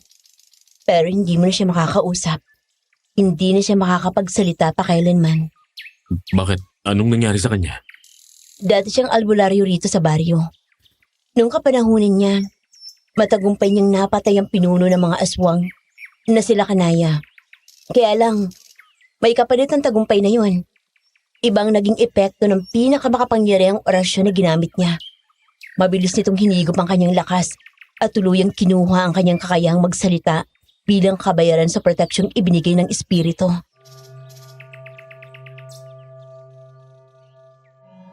Napalunok ako sa aking narinig. Ramdam ko ang kilabot sa aking balat. Ang akala kong simpleng kwentong bayan lang, may totoong sakripisyong naganap pala dito mismo sa pamilya ni Ana. Mas lalo ko napagtanto na seryoso ang kinakaharap naming laban.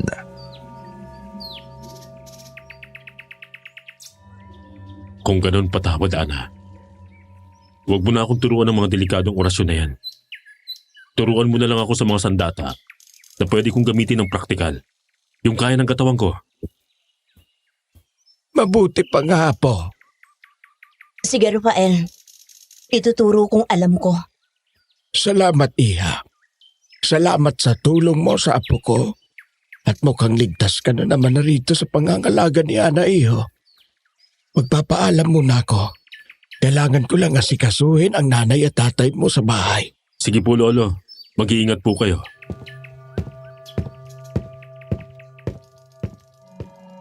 Matapos umalis ni Lolo Tonyo, naiwan kaming dalawa ni Ana sa kwarto.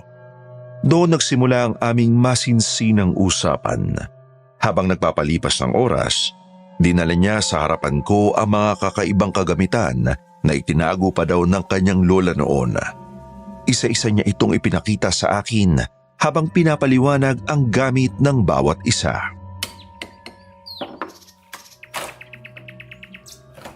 Eto ang buntot ng pagi, Rafael. Mabisa itong panglatigo dahil nag-iiwan ito ng sugat na hindi basta-basta naghihilom sa balat ng aswang. At ito naman, ang punyal na may orasyon. Orasyon? Oo, kahit ang sibat na ginamit ni Rambo, may kasama yung orasyon. Kaya pala natatablan sila ng sibat niya. Tama ka.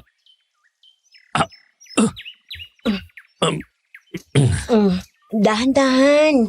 Sabi ko naman sa'yo, magpahinga ka muna. Hindi, ayos lang. Hindi na nga gaano masakit eh. Ang galing mo manggamot, Ana. Sus, sinasabi mo lang yan. Totoo naman, Ana. Utang na loob ko sa iyong buhay ko. Rafael, kahit kailan, wala kang pagkakautang sa akin. Bukal sa loob kong iligtas ka. Napangiti ako ng bahagya sa kanya. Sa kabila ng kirot na gumuhit sa aking braso, napansin kong nagagalaw ko na ito ng mas maayos kumpara kanina. Ikinuyom ko ang aking palad sa punyal. Ramdam ang bigat nito at kakaibang enerhiya na dumadaloy sa aking sistema. Sa wakas may laban na ako sa susunod na mag-cruise ang landas namin ng mga hayop na yan. Wow! Napakagandang senaryo ah. Kunwari ka pa, Rafael. Gusto mo lang palang masolo itong si Ana rito. Anong sinasabi mo? Nagpapaturo lang ako sa kanya dahil gusto kong malaman ang mga sandatang gagamitin para mapatay ang mga aswang. Sandata ha? Nagmamagaling ka na naman. Ikaw yata yan nagmamagaling pare. Huwag mo akong matawag-tawag na pare. Hindi kita kumpare. Rambo, Rafael, tama na nga yan. Imbis na mag-away kayo, dapat pa nga magkasundo na lang kayo at magtulungan. Pareho naman kayo may gustong protektahan dito at pareho lang kayo ng kalaban, di ba? Walang magagawang init ng ulo ninyo, lalo ka na Rambo. Wala namang problema sa akin, Ana. Kung gusto niyo magtulungan kami. Sa katunayan, yun nga ang gusto ko eh. Handa ako makisama para sa kaligtasan ng baryo. Pero lagi na lang mainit ang ulo ng lalaking yan sa akin. Oh, ano Rambo? Ano bang nangyayari sa iyo? Bakit ka ba nagkakaganyan, ha? Bakit bang init-init ang ulo mo kay Rafael, gayong mabuti naman ang layunin niya?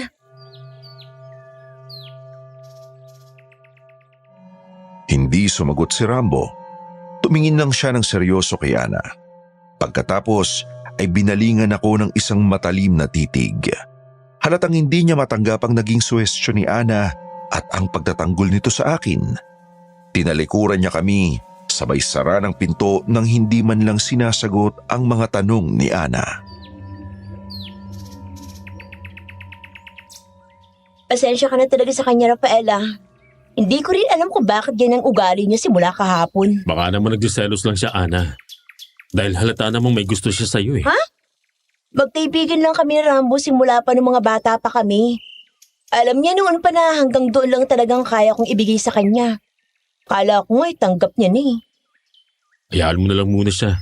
Dahil sa totoo lang, may dapat naman talaga siyang ikaselos eh. Anong ibig mong sabihin? Alam kong mabilis at bago pa lang ako rito. Pero nung una pa lang kitang makita kahapon, naramdaman ko na kagad ang ganang pakiramdam ko sa'yo. At malinaw sa akin ngayon, Ana.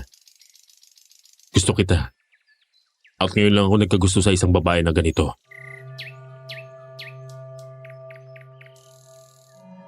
Sandaling natigilan si Ana sa aking harap. Nanlaki ang kanya mga mata at parang nawalan siya ng masabi sa bigla kong pagtatapat. Ang kwarto ko kanina lang ay puno ng tensyon dahil kay Rambo. Ngayon ay binalot ng isang kakaibang katahimikan. Katahimikang may dalang kaba at pag-asa para sa aming dalawa.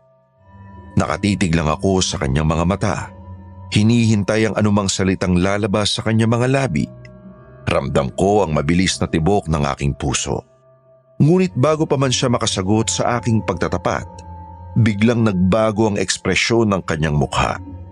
Nanlaki ang kanyang mga mata sa gulat at natatarantang napahawak sa kanyang noo.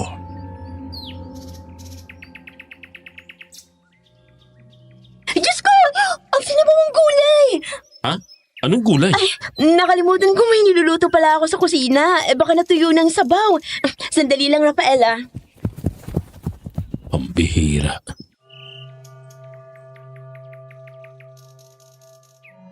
Agad na tumakbo si Ana patungo sa kanilang kusina upang patayin ang apoy ng kalan. Nariyan ang tunog ng nagmamadali niya mga yapak at ang kalampag ng mga sandok at takip ng kaldero mula sa kusina. Napailing na lang ako at napangiti ng bahagya habang nakaupo sa higaan. Ang seryoso at madamdaming atmosfera na binuo ko kanina ay biglang naglaho dahil sa isang kaldero ng sinabawang gulay. Nabawasan ang kaba sa dibdib ko, pero naiwan pa rin ang tanong sa aking isipan. Ano kaya ang magiging sagot niya sa akin kapag bumalik siya? Habang naghihintay naman ako kay Ana, biglang may narinig akong malakas na kalabog sa kabilang kwarto. Nabura ang ngiti sa aking mga labi. Dahan-dahan akong tumayo para tingnan kahit may kirot pa ang aking mga sugat. Sa pasilyo, nakita ko si Ana na tumakbo palapit dito mula sa kusina.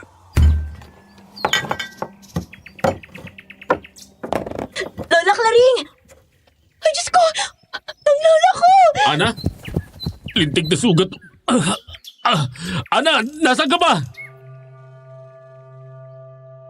Pagbukas ko noon ng pinto, nakita ko ang matandang babae na nakahiga sa banig na nakalatag sa sahig at nanginginig. Agad na lumapit at niyakap ito ni Ana ng mahigpit habang umiiyak. Lola, ano po nangyayari sa inyo? Pakiusap magsalita kayo, Lola. Ana, dahan-dahan. May basag na plurera sa gilid niya. Malapit sa paanan niya. Maraming bubog. Hindi ko alam kung bakit siya nagkakaganyan, Rafael. Ngayon na siya nanginginig ng ganito katindi. Lola, tumingin kayo sa akin. Ana, tingnan mo ang mga mata niya. Nakatitig siya sa akin. Parang may gusto siyang sabihin sa atin. Lola Claring, ano po ba yun? May naramdaman ba kayong panganib? Ang mga aswang ba? Hindi ko kayo maintindihan.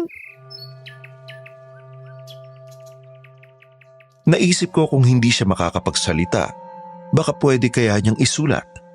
Kita ko kasi sa bibig niya na parang may gusto siyang sabihin. Hindi lang namin marinig ang bawat buka ng bibig niya dahil walang tunog na lumalabas dito. Kaya naman, agad akong nag-isip ng paraan. Ana, kung hindi niya kayang sabihin, baka pwede niyang isulat. Tingnan mo, may sinasabi siya. Hindi lang natin marinig. May lapis o ballpen ba at papel dito? Oh, may lapis at papel sa ibabaw ng aparador. Sandali lang. Eto, Rafael. Eto ng papel at lapis. Lola, hawakan niyo po itong lapis. Pakiusap. Akin na. Aalalayan ko siya. Nanginginig ang kamay ni Lola Claring habang pilit na itinutukod ang dulo ng lapis sa papel. Nahirapan pa kaming basahin ang kanyang isinulat dahil putol-putol ang mga guhit. Siguro dahil na rin sa labis na hirap sa pagsulat at sa pangangatog ng kanyang buong katawan. Pero nang dahan-dahan naming pagdugtungin ang mga letra, nakita ko ang panlalaki ng mga mata ni Ana sa gulat. Buhay? La... Kanaya? La Kanaya? Buhay sila Kanaya? Oh, Diyos ko. Buhay daw sila Kanaya. Pero paano nangyari yun? Hindi maaari. Ana, sandali. Kumalma ka. Sila Kanaya. Hindi ba siya yung pinuno ng mga aswang na sinasabi mo kanina? Yung pinuno na matagal nang pinatay ni Lola Claring? Paano siyang nabuhay kung patay na siya? Hindi ko alam, Rafael. Hindi ko rin alam. Pero kailangan nating maghanda. Kailangan nating alertuhin ang lahat dahil kailanman ay hindi nagkamali o nagsinungaling ang mga pangitain ni Lola. Si Rambo, kailangan niya malaman to. Lola, iwan muna kita rito sandali. Dahil sa matinding takot at pagmamadali, agad na tumayo si Ana at lumabas ng kwarto upang hanapin si Rambo. Sumunod ako sa kanya kahit sumasakit ang aking sugat. Naabutan namin si Rambo na naghahasa ng kanyang sibat sa bakuran. Rambo, may kailangan kang malaman. O Ana, anong kailangan ko malaman? Si Lola Claring, nagpadala ng babala. Anong babala, Ana? Tsaka bakit palagi na lang kayo magkasama nung lalaking yan? Hindi ito ang oras para dyan, Rambo. Isinulat ni Lola. Buhay sila Kanaya. Ang pinuno ng mga aswang. Nagbabalik siya.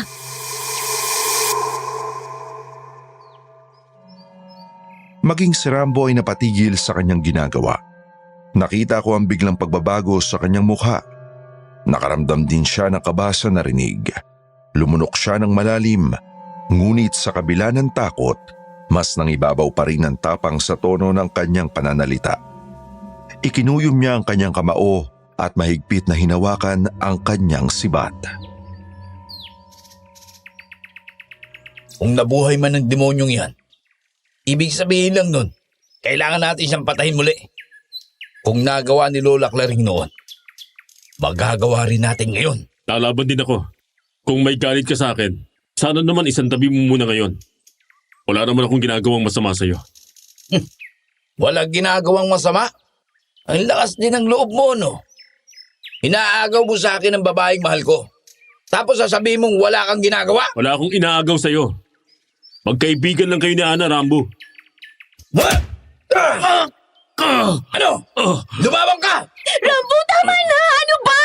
Kakampihan mo na naman ba sa Ana? Malamang! Ano sa tingin mo, ha? Kita mo may sugat pa si Rafael sa braso. Nagawa mo pa siyang saktan. Sobra ka na. Huwag mo na kaming sundan pa. Sa tindi ng galit ni Ana, hinila niya ako pabalik sa loob ng bahay upang doon ako gamutin. Iniwan naming mag-isa si Rambo sa bakuran na nagngangalit ang mga ngipin sa selos at galit.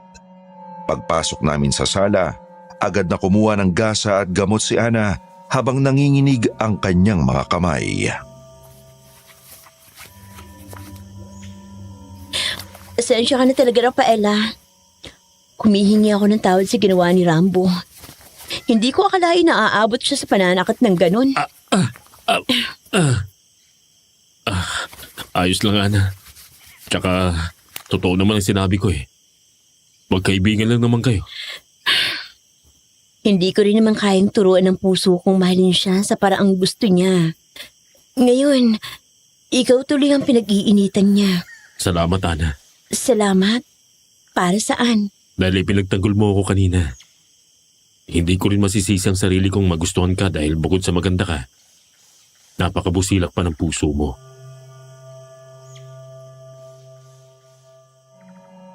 Napatigil si Ana sa paglilinis ng aking sugat. Dahan-dahan niyang iniangat ang kanyang tingin at nagtagpo ang aming mga paningin. Nakita ko ang pamumula ng kanyang mga pisngi at ang paglambot ng kanyang mga mata. Nagkatinginan kaming dalawa ng may malalim na emosyon. Hindi ko na napigilan ang aking sarili.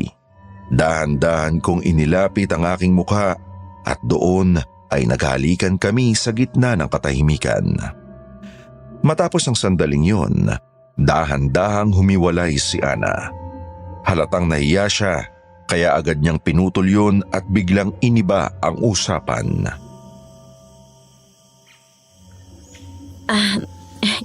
Rafael, titingnan ko lang muna si Lola Claring sa kabilang kwarto. Nawala tuloy sa isip ko. Baka kung ano naman ang mangyari sa kanya doon. Sige, samahan na kita. Sige. Tulog na si Lola. Mabuti naman para makapag-ipon siya ng lakas. Rafael, magtanghalian muna tayo. Kanina pa tapos yung sinabawang gulay. Lumabig na nga lang pero masarap pa rin yan. Sige, Ana. Gutom na rin ako eh. Sabay kaming nagtanghalian ni Ana sa kanilang maliit na kusina. Kahit may tensyon sa labas dahil kay Rambo at sa bantang dala nila Kanaya, naging payapa ang pagsasalo namin. Pagkatapos namin kumain, ibinalot ko na ang punyal na may orasyon na ibinigay sa akin ni Ana. Alam kong oras na para harapin ang realidad. Ana, maraming salamat sa pagkain at sa paggagamot sa akin. Magpapaalam muna ako sa iyo ngayon. Uuwi muna ako sa bahay namin. Sige, mas mabuti ngang makausap mo ang mga magulang mo, Rafael. Kailangan kong sabihin sa kanila na buo na talagang desisyon kong lumaban mamayang gabi laban sa mga aswang. Sa totoo lang, kinakabahan ako. Dahil kung totoo ngang nagbabalik sila Kanaya, alam kong babalikan niyang baryong to. Babalikan niya si Lola Claring. Pero paano kaya nabuhay sila, Kanaya? Siguro may ginawa sila para buhayin siya.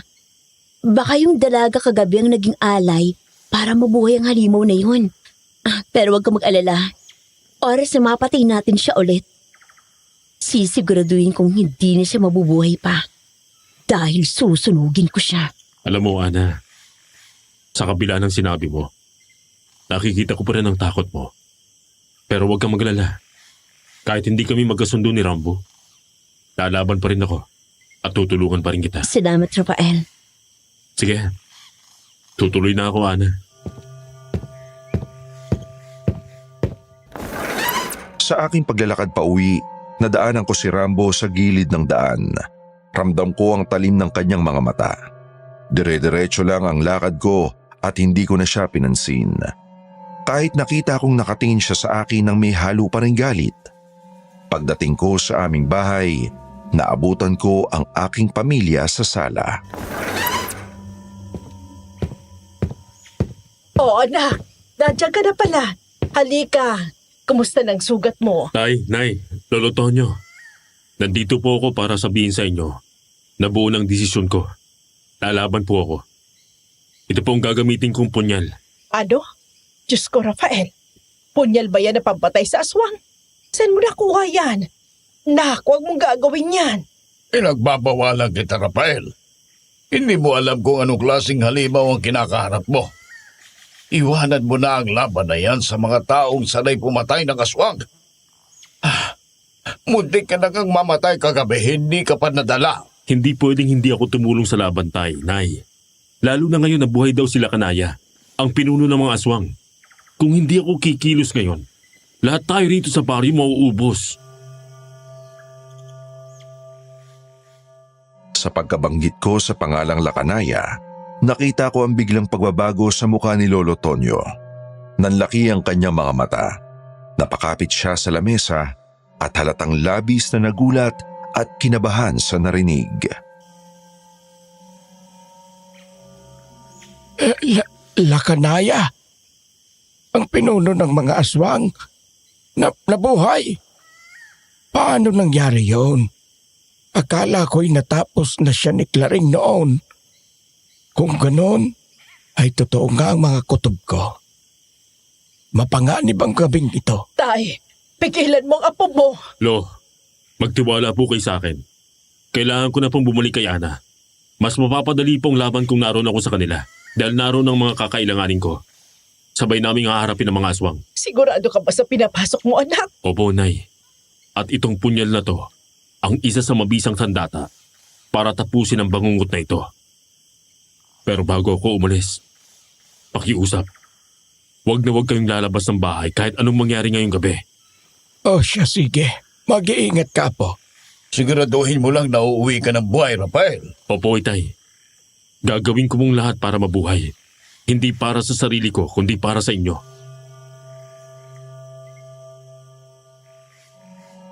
Pagkatapos kong sabihin yon, ay mabilis akong lumabas ng bahay at nagmamadaling bumalik sa bahay ni Ana. Pagdating ko roon, sinalubong niya ako ng may pag-aalala.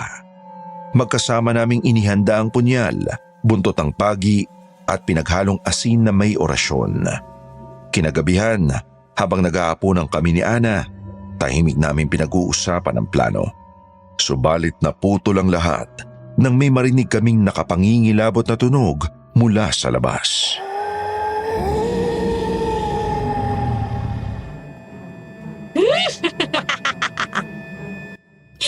Sila Kanaya.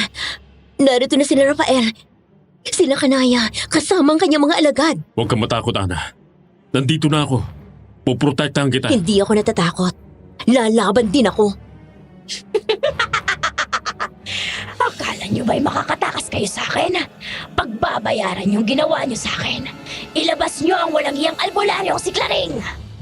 Hindi mo sila masasaktan, Lakanaya! Tapos na ang paghahari ninyo rito! Ang mahal na tao. Akala mo ba ay kayang pigilan ng isang tulad mo ang aking paghihigante? Magbabayaran mo ang lahat ng pinatay mo sa baryong ito! Mamamatay ka na! Mauuna kang mamatay, bata! Lapahin niyo ang lapastangan yan! Hindi na ako nakapagpigil pa noon, Sir Jag. Ramdam ko ang nag-aalab na tapang sa aking dibdib habang bitbit ang buntot pagi at punyal, kaya mabilis akong lumabas sa tindahan. Akong harapin niyo! Aba! May isa pang hangal! Lapastangan! Lapahin sila! Rafael! Ano ginagawa mo rito? Umalis ka na rito! Ako na ang tatapos sa kanila! Walang iwanan ngayon, Rambo. Magtulungan tayo kung gusto nating palayain ang baryong to sa mga salot na yan. Ah! Heto back! Ah! Sige! Lumapit kayo! Ah! Ah! Ah! Isinalubong ko ang dalawang aswang na umatake sa akin at isa-isa silang bumagsak sa lupa nang matamaan ko sila ng aking punyal. Habang si Ana naman ay sinasaboy ang mga asin habang hinahampas niya mga ito ng buntot pagi, kaya nangingisay ang ibang aswang. At nakita ko naman si Rambo noon na may sugat sa braso. Halatang kalmot yun nila Kanaya. Mamatay ka na, Lakanaya! Para kay Lola Claring, ha? Kulang ang lakas mo, bata. Napakahina. Papatayin kita! Halimaw! Ha! Ang sibat ko! Natapusan mo na, bata. Kakainin ko ang puso mo. Hindi! Rafael! Hindi maaari! Rafael! Sa isang iglap, bago pa man niya mapatay si Rambo, sabay naming natusok ang isa't isa nila Kanaya. Gamit ang aking natitirang lakas, ay bumao ng hawak kong punyal sa kanyang dibdib. Habang ang mahaba at matalas naman niyang kuko ay diretsyong tumusok sa aking tiyan. Isang nag-aapoy na sakit ang gumapang sa aking katawan, dahilan upang dahan-dahang mandilim ang aking paningin. At bago tuluyang mawala ang aking ulirat, ang tanging narinig ko na lang ay ang sigaw ni Ana at Rambo sa aking pangalan. Matagal na kadiliman ang bumalot sa aking kamalayan, Sir Jag. Akala ko noon ay tuluyan na akong binawian ng buhay matapos ang madugong gabing yun. Ngunit dahan-dahan kong naramdaman ang init ng araw at ang pamilyar na amoy ng aming tahanan. Pagdilat ng aking mga mata, unti-unting luminaw ang paligid.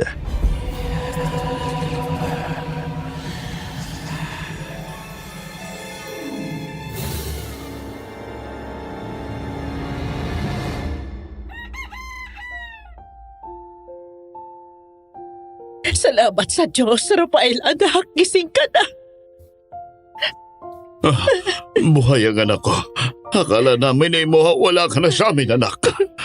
Sabi ko na sa inyo, matapang ang apo ko. Lalampasan mo ang bingit ng kamatayan, Rafael. Nay. Tay. Lolo. Nasaan po ako? Kumusta po ang baryo? Narito ka sa kwarto ko, anak.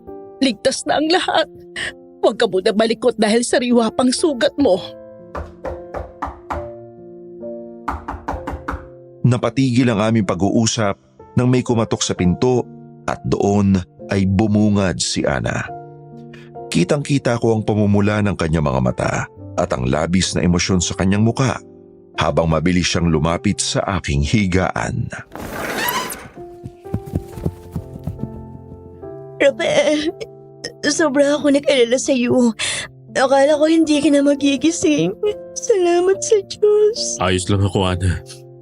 Ang mahalaga, ligtas ka. Ligtas kayong lahat. Maraming salamat sa katapangan mo, Rafael. Pati na sila Kanaya at ang iba pang aswang. Nagtagumpay tayo. Talaga? Salamat naman kung ganon. Matatahimik na rin ang baryo. Ikaw, Ana. Ikaw ang dahilan kung bakit nagawa kong patayin sila Kanaya. Dahil yun sa punyal na ibinigay mo. Kaya kung may dapat mang pasalamatan, ikaw yun. Rafael, ang tapang mo ang pumatay sa halimaw. Hindi ka natatakot mamatay. Mas takot akong mawala ng mahal sa buhay, Ana, kaysa mamatay. Halata nga. Pero Rafael, may gusto nga palang kumausap sa iyo sa labas. Sinong gustong kumausap sa akin, Ana? Sige na, pumasok ka na rito. Bahagyang lumapit si Ana sa pinto at pinatuloy ang taong naghihintay doon. Sa totoo lang, bigla ako nakaramdam ng kaba nang bumungad sa kwarto si Rambo. Ang akala ko noon, iinsultuhin o aawain na naman niya ako dahil sa selos, ngunit nagkamali ako sa aking hinala. Rafael, kumusta na ang pakiramdam mo? Medyo masakit pang tiyan ko, pero kaya naman. Narito ako para humingi ng tawad sa'yo. Patawad dahil Minaliit kong kakayahan mo. Noong una. Nagkamali ako sa pagkatao mo. Patawarin mo sana ako. Tapos na yun, Rambo. Ang mahalaga ay magkasama nating hinarap ang laban para mapalaya ang baryong to sa kamay ng mga halimaw. At isa pa. Gusto kong magpasalamat sa pagligtas mo sa buhay ko. Utang ko sa iyo ang hininga ko ngayon. Malaking utang na loob. Walang anuman, Rambo. Kahit sino naman sa sitwasyon natin yun, ay gagawin din yun. Bilang pasasalamat, palalayain ko na ang damdamin ko kay Ana. Natanggap ko nang ikaw talaga ang gusto niya at hindi ako. Sana ay maging masaya kayo. Pare, akala ko ba? Kalimutan mo na yung sinabi ko noon. Sa ngayon, gusto na kita maging kaibigan.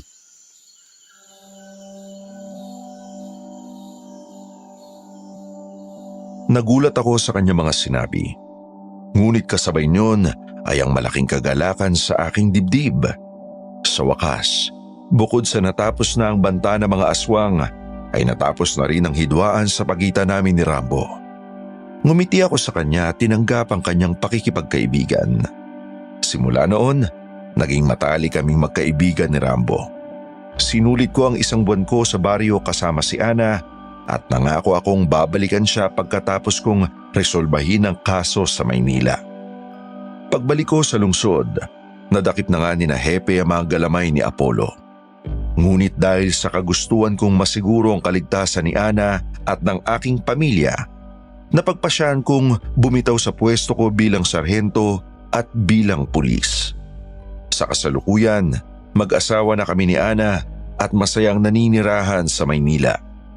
Ginamit ko ang ipon ko kaya nakapagpatayo ako rito ng negosyo na nagbigay sa amin ng maganda at komportabling buhay na walang takot at banta kasama ang aking pamilya. Dito na nagtatapos ang aking kwento. Sa buhay may mga pagkakataong akala natin nakatakas na tayo sa isang mabigat na problema. Ngunit yun pala ay ihaharap lang tayo ng tadhana sa isang mas matinding laban. Gaya ni Rafael na lumayo sa banta ng sindikato sa Maynila, ngunit hinarap naman ang mas nakakakilabot na banta ng mga aswang sa Samar. Nagpapatunay lamang ito na ang buhay ay puno ng mga hindi inaasahang pagsubok na susubok sa ating katatagan. Sa kwentong ito, napatunayan din na makakamit lang natin ang totoong saya at peace of mind sa buhay kapag natuto tayong magpatawad, tumanggap, tumanaw ng utang na loob, magparaya, at higit sa lahat, magsakripisyo. Muli, ito po si Sir Jag na bumabati sa inyo ng isang magandang araw at patuloy na makinig sa mga susunod pang kwento dito lang sa Kwentong Takip Silim.